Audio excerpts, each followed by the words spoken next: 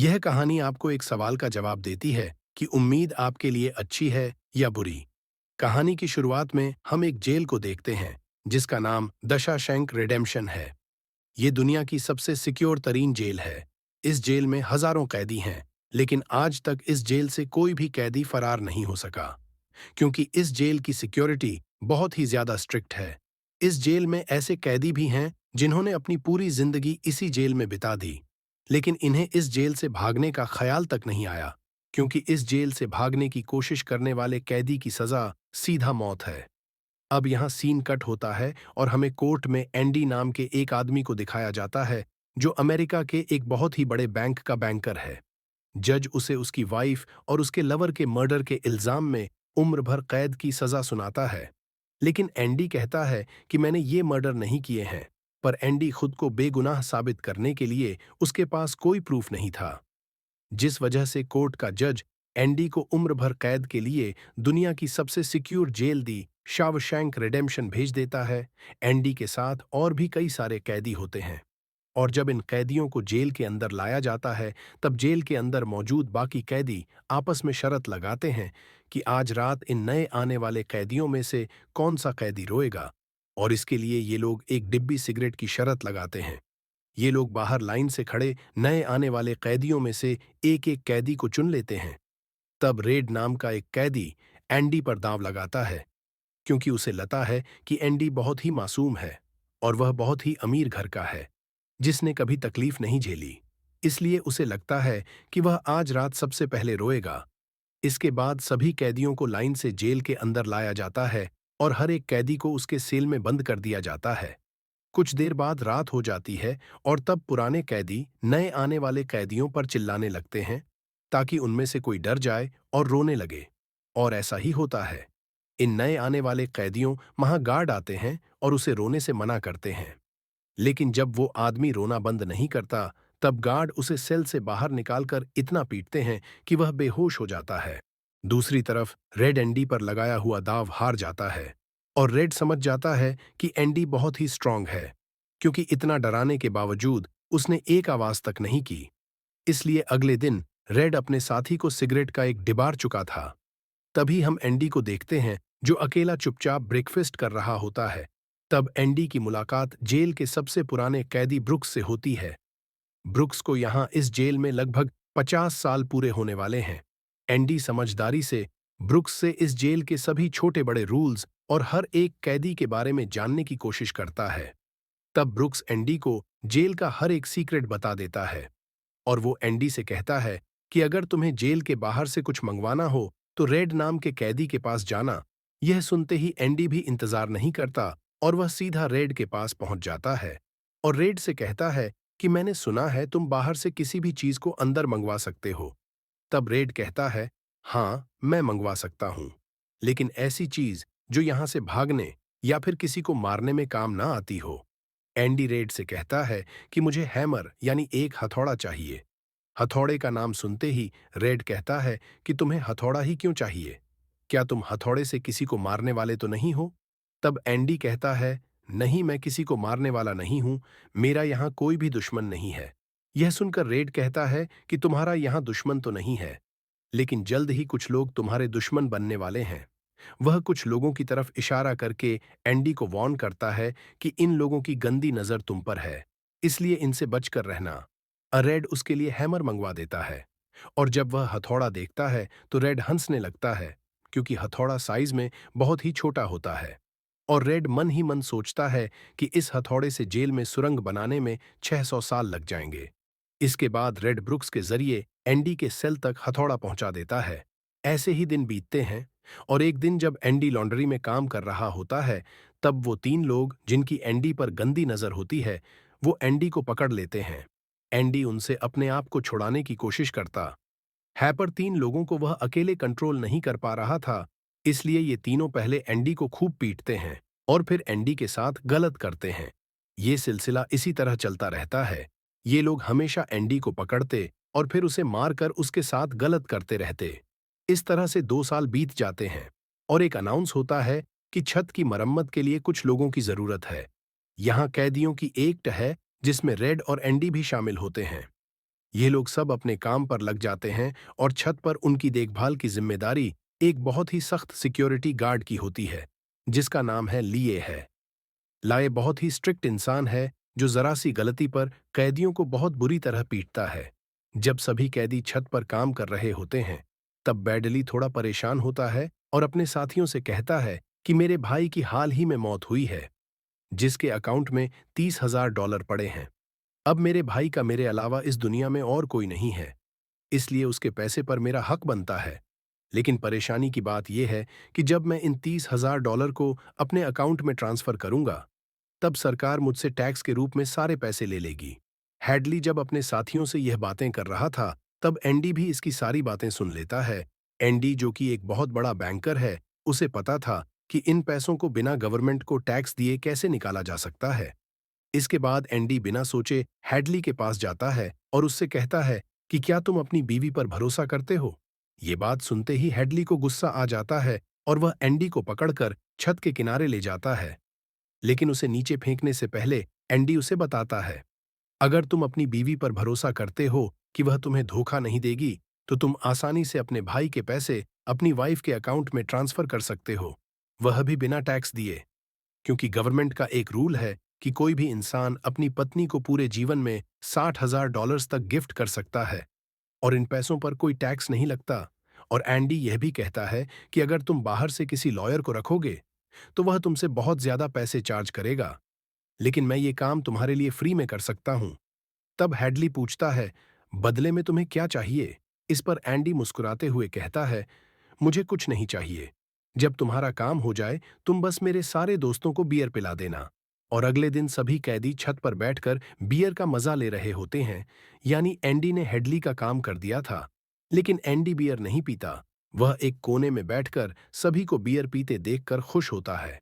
Andy के साथ ही भी उससे बहुत खुश होते हैं, क्योंकि जेल में बियर पीना ऑलमोस्ट इम्पॉसिबल था। लेकिन एंडी की वजह से उनकी यह इच्छा पूरी हुई। फिर समय ऐसे ही बीतता है और एंडी और रेड की दोस्त दिखाई जाती है और सभी लोग रीटा हैवर्थ की फिल्म देख रहे होते हैं। तब एंडी रेड के पास आकर कहता है, मुझे रीटा हैवर्थ का एक बड़ा पोस्टर चाहिए। एंडी रेड से इसलिए पोस्टर मांगता है क्योंकि पूरे जेल में एक रेड ही था जो बाहर से किसी भी चीज को मंगवा सकता था। इसके बाद एंडी बाहर निकलता है, लेकिन जैसे ही वह बाहर आता है, वहां वहीं 3 लोग खड़े होते हैं जो एंडी के साथ गलत करते थे। वह एंडी से कहते हैं, चलो हमारे साथ। लेकिन इस बार एंडी मना कर देता है। एंडी के मना करने पर वह लोग उसे पकड़ लेते हैं और उसके साथ जबरदस्ती करने की कोशिश करते हैं। लेकिन एंडी भी उनका मुकाबला करता है, पर वह लोग 3 होते हैं, जिस वजह से वह एंडी को बहुत ही बुरी तरह से पीटते हैं। पर आज यह लोग एंडी के साथ कुछ कर नहीं पाते। लेकिन एंडी को यह लोग इतना मारते हैं कि एंडी 1 महीने के लिए अस्पताल में चला जाता है और साथ ही वह आदमी जिसने एंडी को मारा होता है, उसे 1 हफ्ते के लिए काल कोठरी में डाल दिया जाता है। 1 हफ्ते बाद जब वो वापस अपने सेल में आता है, तो वहां पर वही ऑफिसर होता है जिसका एंडी ने $30,000 का टैक्स बचाया था। और इस ऑफिसर को किसी ने बता दिया था कि एंडी को इस आदमी ने इतना मारा है कि वो बेचारा 1 महीने के लिए अस्पताल में चला गया है। अब यहाँ वो ऑफिसर उस आदमी को इतनी बुरी तरह से मारता है कि वो हमेशा के लिए पैरालाइज हो जाता है। 1 महीने बाद जब अस्पताल से एंडी वापस अपने सेल में आता है, तब उसे अपने सेल में रीटा हैवर्थ का एक बड़ा पोस्टर मिलता है, जो कि असल में एक वेलकम गिफ्ट होता है रेड की तरफ से। इस तरह से दिन गुजरते हैं और एक दिन जेल का वार्डन सिक्योरिटी गार्ड के साथ एंडी के सेल में आता है और उसके सेल की तलाशी करवाता है।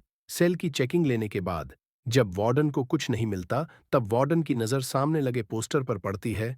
वार्डन कहता है कि वैसे तो मैं सेल में पोस्टर अलाउ नहीं करता, पर तुम असल तलाशी तो एक बहाना होता है। वार्डन को इस ऑफिसर ने बताया था कि किस तरह से एंडी ने उसका $30,000 का टैक्स बचाया। इसलिए वार्डन अपने फायदे के लिए एंडी से मिलना चाहता था। एंडी के हाथ में बाइबल होती है, जिसे वह ले लेता है और बाइबल को लेकर वह यहां से निकल जाता है। पर कुछ ही दूर जाने के बाद वह वापस लौट कर आता है और उसके हाथ में जो एंडी की बाइबल होती है, वह उसे लौटाते हुए कहता है कि मुक्ति इसी में है। अगले दिन वार्डन एंडी को अपने ऑफिस में बुलाता है और कहता है कि तुम्हारे जैसे इंटेलिजेंट आदमी को जेल की सलाखों के पीछे नहीं रहना चाहिए। इसलिए वार्डन एंडी को लाइब्रेरी का असिस्टेंट बना देता है। लाइब्रेरी में वही बुक्स नाम का बूढ़ा आदमी होता है जो कई सालों से लाइब्रेरी संभाल रहा है। तभी वह ऑफिसर जिसके लिए एंडी ने $30,000 बचाए थे, वह एक दूसरे ऑफिसर को एंडी के पास लेकर आता है। असल में उसे आईटीआर का मसला था, जिसे कुछ ही मिनटों में एंडी भर देता है, जिस वजह से पूरे जेल में एंडी के चर्चे होने लगते हैं। जैसे जैसे साल बीतते हैं, एंडी के पास काम बढ़ता चला जाता है, जिस वजह से एंडी को अपने पास एक असिस्टेंट की जरूरत पड़ती है, और वह अपना असिस्टेंट अपने सबसे अच्छे दोस्त रेड को बनाता है। एक दिन लाइब्रेरी में ब्रुक्स कैदी के गले पर चाकू रख देता है और वह उसे बिना वजह मारने की धमकी देता है। असल में सरकार ने उसल को छोड़कर नहीं जाना चाहता। आज उसे इस जेल में पूरे 50 साल हो चुके हैं। उसकी पूरी जिंदगी इसी जेल में बीत गई है और वो बिल्कुल भूल चुका है कि बाहर की दुनिया कैसी है। ये जेल की दुनिया ही उसकी असली दुनिया है और उसे लगता है कि अगर उसने किसी का खून कर दिया तो उसकी सजा बढ़ जाएगी और उसे इसी जेल में रखा जाएगा। एंडी के समझाने पर ब्रुक्स उस आदमी को, जिसकी गर्दन पर उसने चाकू रखा था, छोड़ देता है। अब न चाहते हुए भी ब्रुक्स जब जेल से छूटने के बाद बाहर आता है तो उसे बाहर की दुनिया बहुत अजीब लगती है। 50 सालों में बाहर की दुनिया की रफ्तार काफी ज्यादा बढ़ गई होती है। जहां सड़क पर पहले एक गाड़ी दिखती थी, अब सड़कों पर गाड़ियों की भीड़ है। कुछ दिन बाद वह सुपरमार्केट में काम करने लगता है, लेकिन उसका बाहर की दुनिया में बिल्कुल भी मन नहीं लगता। उसे बार बार जेल की याद आती है और वह जेल में वापस कभी सोचता है कि वह कोई क्राइम करे ताकि वह फिर से इस जेल में जा सके। लेकिन ब्रुक्स इस उम्र में कोई भी क्राइम नहीं करना चाहता था और इस भीड़ भाड़ वाली तेज रफ्तार वाली जिंदगी में ब्रुक्स सरवाइव नहीं कर पाता और अपनी जान दे देता है। मरने से पहले वह जेल में अपने साथियों के नाम एक खत लिखता है, जिसे पढ़ते हुए सभी बहुत ज्यादा इमोशनल हो जाते हैं। वहीं हमें जेल दिखाई जाती है, जहां पर वार्डन एक नया प्रोग्राम शुरू करता है। इस प्रमिस जेल की कैदियों को बाहर ले जाकर काम करवाया जाएगा ताकि उन्हें पता चल सके कि मेहनत से पैसे कैसे कमाए जाते हैं, और कैदी भी इस काम के लिए मान जाते हैं क्योंकि वह सब भी बाहर की हवा खाना चाहते थे। और इस तरह से वार्डन इन कैदियों से काम लेता है। पर इस प्रोजेक्ट के जरिए वार्डन को बहुत सारे कॉन्ट्रैक्ट मिल जाते हैं क्योंकि जेल के कैदियों की लेबर बहुत सस्ती होती है और जो बाहर की लोकल कंस्ट्रक्शन लेबर की टीम होती है, उन्हें कहीं पर भी काम नहीं मिलता क्योंकि वार्डन उनका काम आधी कीमत पर अपने कैदियों से करवाता है। और वार्डन आधी कीमत पर काम इसलिए करता है क्योंकि कैदी कोई लेबर तो थे नहीं जिनको वार्डन दिहाड़ी दे पाता। इसलिए वार्डन फ्री में कैदियों से काम करवाकर बहुत सारा पैसा कमाने लगता है और उसका यह पैसा ब्लैक का होता है। लेकिन एंडी एक बैंकर होने की वजह से वार्डन का सारा ब्लैक मनी व्हाइट में बदल देता है।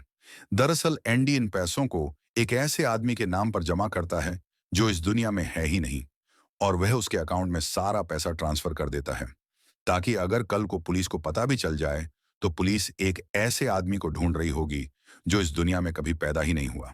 अब यहाँ जेल में एक नया कैदी आता है जिसका नाम टॉमी है। टॉमी बहुत यंग होता है और वह इस छोटी सी उम्र में कई सारी जेलों में जा चुका है। टॉमी एक बहुत ही फ्रेंडली नेचर का था, इसलिए उसकी जल्द ही जेल में बहुत से कैदियों से दोस्ती हो जाती है। एक दिन खाने की टेबल पर टॉमी सबसे कहता है कि मैं पिछले कई सालों से चोरी कर रहा हूं, इसलिए मैं यहाँ की कई सारी जेलों में जा चुका हूं और इस बार भी मैं चोरी की वजह से इस जेल में आया हूं। टॉमी की बात सुनते हुए एंडी उसे कहता है कि अगर तुम चोरी करने के बाद बार बार पकड़े जा रहे हो तो इसका मतलब यह है कि यह काम तुम पर सूट नहीं करता, इसलिए तुम्हें चोरी करना छोड़ देना चाहिए। टॉमी को एंडी की यह बात बिल्कुल ठीक लगती है, इसलिए टॉमी रेड से एंडी के बारे में जानकारी लेने लगता है। टॉमी रेड से कहता है कि एंडी बहुत ही इंटेलिजेंट और डिसेंट इंसान है, उसे जेल क्यों हुई है। रेड उसे बताता है कि एंडी एक बहुत बड़ा बैंकर था, लेकिन उसने अपनी वाइफ और उसके लवर का कत्ल किया, जिस वजह से उसे उम्र भर कैद हुई। यह सुनकर टॉमी सोच में पड़ जाता है, जैसे उसे कुछ याद आया हो। उसके बाद वह एंडी को बुला लेता है। अब टॉमी के सामने एंडी और रेड होते हैं। टॉमी इन दोन है कि 4 साल पहले मैं एक जेल में गया था जहां पर मुझे एक कैदी मिला और उस कैदी ने मुझे बताया कि एक रात वह एक घर में चोरी करने गया। चोरी के दौरान उस घर का मालिक जाग गया। अब पकड़े जाने के डर से उसने उस घर के मालिक और उसकी पत्नी को मार डाला। बाद में उसे पता चला कि वो दोनों पति पत्नी नहीं थे, बल्कि लवर थे, और वो औरत एक बहुत बड़े बैंकर की पत्नी थी। कुछ समय बाद जब मैंने अखबार में न्यूज़ पढ़ी तो मुझे पता चला कि पुलिस ने जब इन 2 मर्डर्स के बारे में जांच की तो पुलिस को शक हुआ कि इन दोनों को बैंकर ने मारा है। इसलिए बैंकर को उसकी पत्नी और उसकी पत्नी के लवर के हत्या के इल्जाम में गिरफ्तार कर लिया गया। यहाँ हमें पता चलता है कि एंडी बेगुनाह था। ये सब जानने के बाद एंडी वार्डन के पास जाता है और उससे ये सारी बातें बताता है। पर वार्डन जानबूझकर उसकी बातों पर विश्वास नहीं करता, क्योंकि एंडी वह इंसान है जो उसके काले पैसों को व्हाइट में बदलता है और वार्डन के सारे राज जानता है। इसलिए अगर एंडी यहां से चला गया तो वार्डन न तो और पैसे कमा पाएगा और शायद उसके ब्लैक पैसों का राज भी खुल जाएगा। इसीलिए वह एंडी से कहता है कि यह एक झूठी कहानी है। मुझे ऐसी कहानियां रोज सुनने को मिलती हैं। एंडी वार्डन से वादा करता है कि अगर मैं आजाद भी हो गया तो मैं तुम्हारा राज राज ही रखूंगा। लेकिन वार्डन एंडी की कोई भी बात नहीं सुनता। यह देखकर एंडी को बहुत गुस्सा आता है कि मैंने इस आदमी की इतनी मदद की, लेकिन आज बेगुनाह होने के बावजूद भी मुझे यह बाहर नहीं जाने दे रहा। इसलिए एंडी वार्डन पर चिल्ला पड़ता है। तब वार्डन एंडी को 1 महीने के लिए काल कोठरी में डाल देता है और उसके बाद वह सीधे टॉमी के पास जाता है और वार्डन टॉमी से पूछता है कि क्या तुमने जो बातें एंडी को बताई है वह सारी सच है। टॉमी कहता है, हाँ यह बिल्कुल सच है। इसके बाद वह टॉमी से कहता है कि क्या अगर तुम्हें कोर्ट में बुलाया जाए तो तुम कोर्ट में इस बात की गवाही दे सकते हो। तब टॉमी कहता है, हाँ मैं इसके लिए तैयार हूं। यह सुनते ही वार्डन ऊपर गार्ड को इशारा करता है और वह गार्ड टॉमी को गोलियों से छलनी कर देता है। इसके बाद वार्डन एंडी के पास जाता है और उसे कहता है कि टॉमी ने भागने की कोशिश की थी, इसलिए उसे गोली मार दी गई। लेकिन एंडी समझ जाता है कि टॉमी को क्यों मारा गया और एंडी मन ही मन सोचता है कि वार्डन बहुत ही घटिया इंसान है। एंडी वार्डन से कहता है कि आज के बाद मैं तुम्हारा काम कभी नहीं करूंगा। तब वार्डन कहता है कि मेरा काम तो तुम्हें ही करना पड़ेगा, वरना मैं यह जेल तुम्हारे लिए नरक बना दूंगा। और जाते हुए वार्डन सिक्योरिटी गार्ड से कहता है कि उसे 1 और महीने के लिए काल कोठरी में रखो। काल कोठरी एक बहुत ही खौफनाक जगह थी, जहां काले अंधेरों में कैदी को पूरे 1 महीने रहना पड़ता था। अब एंडी इस काल कोठरी में 1 महीना तो बिता चुका था, लेकिन अब उसे 1 और महीना उसी अंधेरे वाले छोटे से कमरे में बिताना पड़ेगा। बाहर पूरे जेल में यह खबर फैल जाती है कि एंडी उस गुनाह की सजा काट रहा है जो उसने कभी किया ही नहीं था। जेल के अंदर मौजूद सभी कैदियों को एंडी के लिए बहुत दुख होता है। अब काल कोठरी में पूरे 2 महीने गुजारने के बाद जब एंडी बाहर आता है तो रेड उसके पास आता है। एंडी रेड से पूछता है कि क्या तुम कभी इस जेल से बाहर निकल पाओगे। रेड कहता है, हाँ, लेकिन तब जब मैं बहुत बूढ़ा हो गया होऊंगा और मेरा दिमाग काम करना बंद कर देगा। एंडी कहता है कि मैं यहां से निकलकर मैक्सिको जाऊंगा। मैक्सिको में समुद्र किनारे एक बहुत खूबसूरत जगह है, कहा जाता है कि इंसान अपने आप को वहां खो देता है। मैं वहां अपना एक रेस्टोरेंट खोलूंगा, समुद्र किनारे अपनी नाव की रिपेयर करूंगा और वहां मुझे एक जोगाड़ी आदमी की जरूरत पड़ेगी जो मेरे लिए बाहर से सामान लाया करेगा। असल में वह रेड की तरफ इशारा कर रहा था। रेड ये सुनकर कहता, हेल तक कर देती है, तुम्हें सच्चाई की दुनिया में वापस लौटना होगा। मैक्सिको यहां से बहुत दूर है, ये कहकर रेड वहां से जाने लगता है। लेकिन जाने से पहले एंडी रेड से कहता है कि वादा करो कि अगर तुम कभी यहां से रिहा हुए तो मेरा एक काम करोगे। रेड कहता है, हाँ मैं जरूर करूंगा। तब एंडी रेड को एक एड्रेस बताता है और कहता है कि जब भी तुम यहां से छूट जाओ तो उस जगह जाना जहां एक बड़े मैदान के बीच एक खूबसूरत पेड़ है। उसी पेड़ के नीचे मैंने अपनी वाइफ को प्रपोज किया था। वह रेड से कहता है कि उसी पेड़ के नीचे एक दीवार के अंदर तुम्हें काले रंग का पत्थर मिलेगा जिसके नीचे मैंने एक बॉक्स छिपाया है, और जब भी तुम रिहा हो जाओगे तो वहां जाकर उस पत्थर के नीचे उस बॉक्स को देखना कि उसमें क्या है। यह कहकर एंडी वहां से चला जाता है और सीधा वार्डन के पास पहुंचता है। वह वार्डन का काम पूरा करके उसके सारे डॉक्यूमेंट्स एक खास तिजोरी में रखता है। बाद वार्डन एंडी को अपने कपड़े देता है। वह एंडी से कहता है कि मेरे कपड़े प्रेस करवा देना और मेरे जूतों को शीशे की तरह चमका देना। इसके बाद एंडी वापस अपने सेल में आ जाता है। वहीं दूसरी तरफ रेड आज रात बहुत परेशान होता है, क्योंकि उसे डर था कि एंडी कहीं खुद को मार न दे। इस तरह से रात गुजर जाती है और सुबह होती है। सुबह होते ही सभी कैदियों के सेल के दरवाजे खुल जाते हैं और सभी कैदी बाहर आ जाते हैं, लेकिन एंडी सेल से बाहर नहीं आता। यह पिछले 20 सालों में पहली बार ऐसा हो रहा था कि कोई कैदी सुबह अपने सेल से बाहर नहीं आया। तब रेड की नजर भी एंडी के सेल की तरफ होती है और रेड की परेशानी बढ़ती रहती है कि कहीं एंडी ने खुद को मार तो नहीं दिया। तभी एक गार्ड बहुत गुस्से में एंडी के सेल की तरफ जाता है, लेकिन वहां पहुंचकर जब वह देखता है तो उसकी आंखें खुली की खुली रह जाती है, क्योंकि अंदर सेल में कोई भी नहीं था और एंडी वहां से फरार हो चुका था। अब हम वार्डन को देखते हैं जो अपने जूते पहनने के लिए निकालता है, लेकिन उस बॉक्स में उसके नहीं बल्कि एंडी के पुराने जूते होते हैं। और तभी पूरे जेल में सायरन बजने लगता है, और यह सायरन होता है किसी कैदी के भागने का। वार्डन तेजी से एंडी के सेल में जाता है और वहां वह देखता है कि एंडी नहीं है। इसके बाद वह सिक्योरिटी गार्ड से कहता है कि जाओ और रेड को बुलाकर लाओ, क्योंकि वह हमेशा एंडी के साथ रहता था। यहाँ पर रेड को भी बुलाया जाता है। वार्डन रेड से पूछता है कि ये एंडी कहाँ है। रेड कहता है कि मुझे क्या पता। इस बात पर वार्डन को बहुत गुस्सा आता है। वह कहता है क्या वह कोई भूत था जो रातों रात यहाँ से गायब हो गया। गुस्से में वार्डन वहां पड़े पत्थर उठाता है और उनसे गार्ड्स और रेड को मारने लगता है, और एक पत्थर वह उस पोस्टर पर भी मारता है जो दीवार पर लगा होता है। पर पत्थर टकरा कर नीचे नहीं गिरता बल्कि पोस्टर के आर पार हो जाता है। और जब वार्डन उसके अंदर हाथ डालता है तो देखता है कि एंडी ने वहां एक बहुत बड़ी सुरंग बना रखी थी, जिसे देखकर सब हैरान हो जाते हैं, क्योंकि यह दीवार बहुत मजबूत होती है। बिना मशीन के इस दीवार में सुरंग बनाना लगभग नामुमकिन था, पर एंडी ने नामुमकिन को मुमकिन कर दिखाया और यहां से फरार हो गया। इसके बाद सभी गार्ड्स वहां जाते हैं जहां से एंडी बाहर निकला था। वहां उन्हें एंडी के पुराने कपड़े और वह हथौड़ी मिलती है जो आज से 20 साल पहले एंडी ने रेड से मंगवाई थी। ये वही हथौड़ी होती है जिससे पिछले 20 सालों से एंडी अपनी सेल की दीवार में सुरंग बना रहा था। 20 सालों से एंडी ने यह काम इतनी बारीकी से किया कि किसी को पता तक नहीं चला। साथ ही दीवार से जो भी मिट्टी निकलती थी वह उसे अपनी जेब में रखकर ग्राउंड में बिखेर देता था। एंडी ने आखिरी बार जब वार्डन के लिए काम किया था तो वह वार्डन के काले पैसों के सारे डॉक्यूमेंट्स अपने पास रख लेता है, और उसके पास जो उसकी बाइबल होती है वह उसड़न की नजरों के सामने चालाकी से उसकी तिजोरी में रख देता है। और एंडी वार्डन को ऐसे दिखाता है कि जैसे ये बाइबल नहीं बल्कि उसके डॉकरी लाइट्स बंद होती हैं। एंडी अपने सेल में की गई सुरंग से बाहर निकलता है। इसके बाद वह एक गटर का पाइप तोड़ता है और उस पतले से गटर के पाइप में रेंगता हुआ उस जेल से फरार हो जाता है, जिससे आज तक कोई भी भाग नहीं सका था। हालांकि एंडी जिस गटर के पाइप से रेंगता हुआ बाहर निकला था वह लगभग 2 किलोमीटर लंबा था।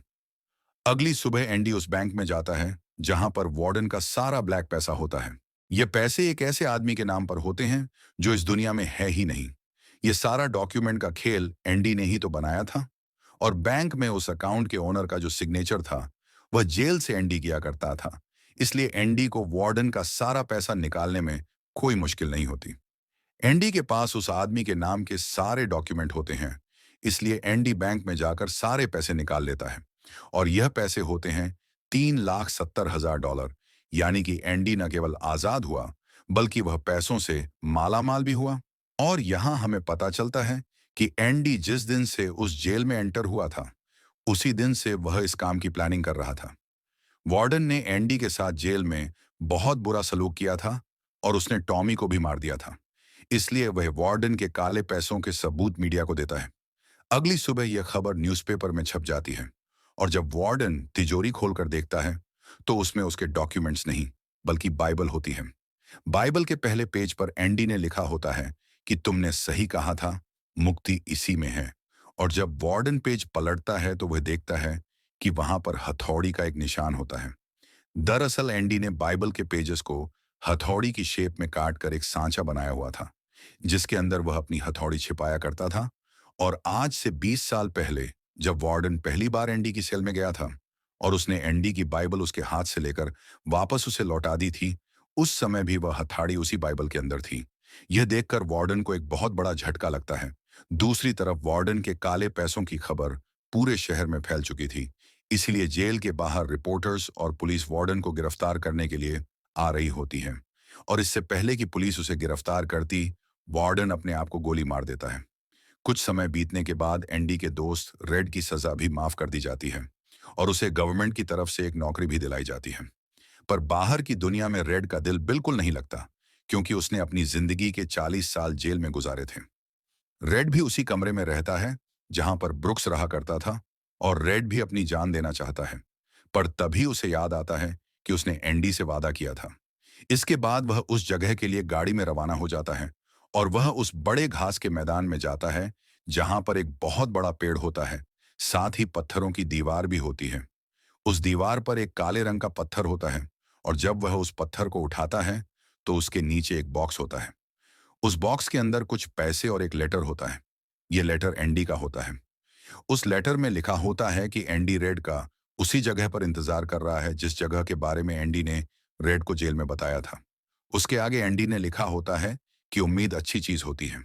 इसके बाद रेड उस जगह पहुंच जाता है और जब वह समुद्र किनारे जाता है तो वो देखता है कि एंडी नाव में बैठकर अपनी नाव ठीक कर रहा है। ये जगह, ये सब कुछ एंडी का वह सपना होता है जो उसने जेल में रेड से शेयर किया था और रेड ने कहा था कि उम्मीद अच्छी नहीं होती। इसके बाद ये दोनों एक दूसरे को गले लगाते हैं और इसी के साथ यह कहानी खत्म हो जाती है। अगर आपको यह वीडियो अच्छी लगी हो तो हमारे चैनल को सब्सक्राइब और वीडियो को लाइक जरूर कीजिएगा।